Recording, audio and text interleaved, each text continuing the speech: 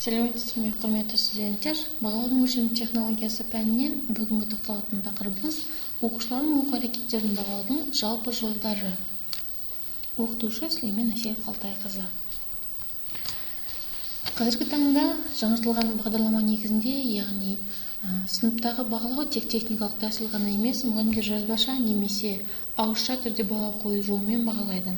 Олар қолданатын кез келген нысанның артында тек қана объективті немесе жеткілікті дәрежеде объективті емес нормалар мен стандарттар ғана емес, сондай-ақ баланың дамуы, оқуы және ынтасы туралы түсінік, сонымен қатар өзін-өзі бағалау, қабілеттілік және күш-жігер сияқты ұғымдарға қатысты құндылықтар жатады.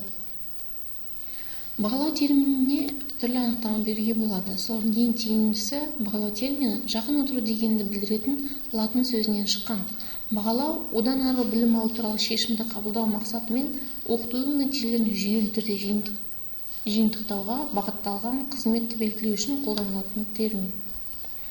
Бағалауды екі жақты қарастыруға болады. Бірінші, оқытуды әдістерді және осы мүмкіндіктерді іске асыру түрлерін жақсарту мүмкіндіктерін анықтауын бағалау, қалыптастырушы бағалау, яғни формативті немесе оқыту үшін бағалау болып табылады. Екінші, егер бағалау мақсаты жіктеу, сертификациялау немесе оқытуды жылжыту үшін оқыту қорытындысын шығару болса, онда өзінің функциясы бойынша бағалау жиынтық, яғни суммативті болып табылады, және оны оқытуды бағалау деп атайды. Қазіргі таңда жаңартылған бағдарлама негізінде оқу үшін бағалау және оқуды бағалау деп алып жүрміз. Яғни оқу үшін бағалау дегеніміз ол қалыптастырушы бағалау. Оны біз кейде ынталандырушы бағалау деп те атаймыз. Мысал келтіріп түсіндіретін болсақ, мадақтап қолдау бір сабақтың бағасы, яғни бала алатын күнделікті әр пәннен алатын бағасы қалыптастырушы бағалау болып табылады. Жиынтық бағалау, оқуды бағалау, жиынтық бағалау деп аталады.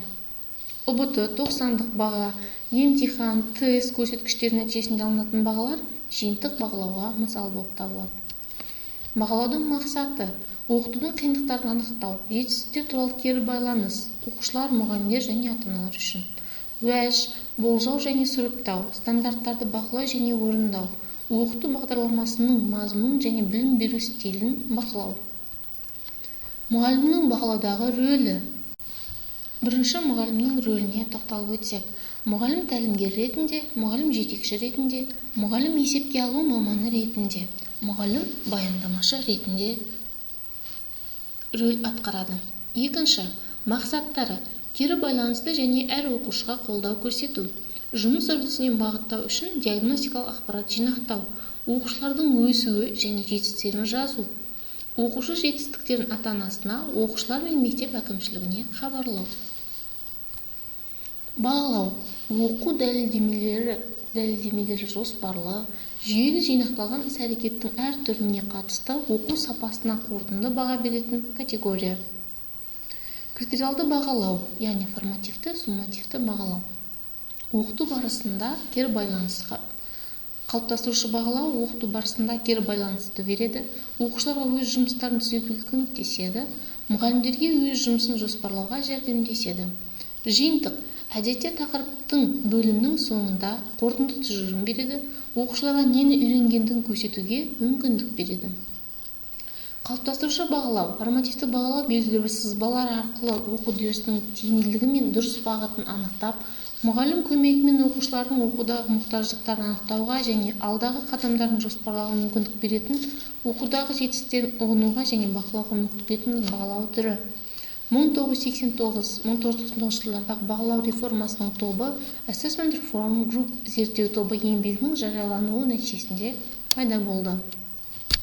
Критериалды бағалау жүйесін жасақтау кезеңдері Блум таксономиясы секілді төменнен жоғары қарай 4 қадамнан тұрады. Бірінші қадам. Пән бойынша кіріктірілген эксперименталды оқу бағдарламасын меңгеру мақсаттары мен міндеттерін анықтау. Екінші қадам. Оқушылардың оқу жетістіктерін бағалаудың жалпы критерийлерін әзірлеу. Үшінші қадам. Бағалаудың критериалды шкаласын жасау. Төртінші қадам. Пәннің нақты тақырыптары бойынша критериалды бағалауды жүзеге асыру. Оқыту үшін бағалаудың түпкілікті нәтижесі, яғни оқыту үшін бағалау нәтижесінде қандай мүмкіндікке қол жеткіземіз.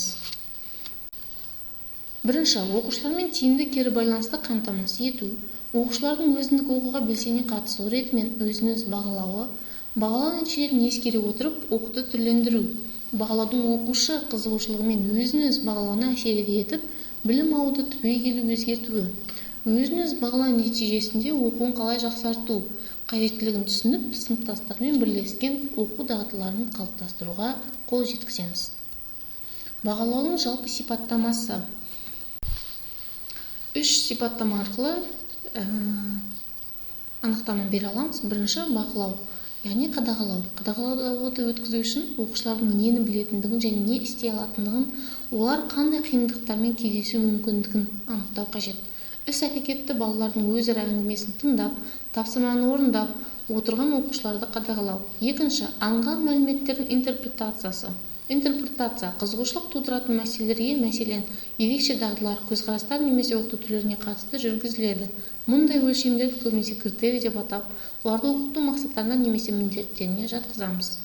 Үшінші, бұдан арғы іс-әрекетті анықтау үшін қолданылуы мүмкін шешімдерді қорытындылау. Мәліметтерді интерпретациялау негізінде қорытынды жасалады.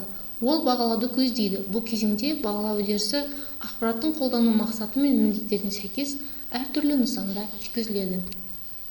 Оқытуды жақсартудың 5 қағидасы, факторлары. Оқушылармен кері байланысты тиімді қамтамасыз ету, оқушылардың өзіндік оқуға белсенді қатысуы, бағалау нәтижелеріне кері ескере отырып, оқытуды өзгерту, оқушылардың өзін-өз бағалауы, өздерінің оқуын қалай жақсартуға болатындығын түсіну қажеттігі.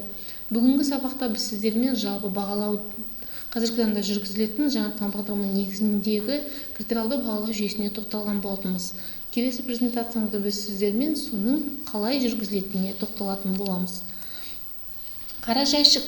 Қорытындыда қара жәшік әдісін қолға алып отырмыз. Кез келген сабақтың соңында қорытындылауға міндетті түрде бір әдісті қолданасыздар. Қазіргі таңда алдыңызға қара жәшік, яғни пазлдарды орындарына қою арқылы құрастырылып сипаттама беру қажет боламыз. Сұрақтың дұрыс қойылуы, сыныптасын және өзін-өзі бағалауы, кері байланысты қамтамасыз ету, оқытушымен бірге критерийлерді талдау. Назарларыңызға рахмет.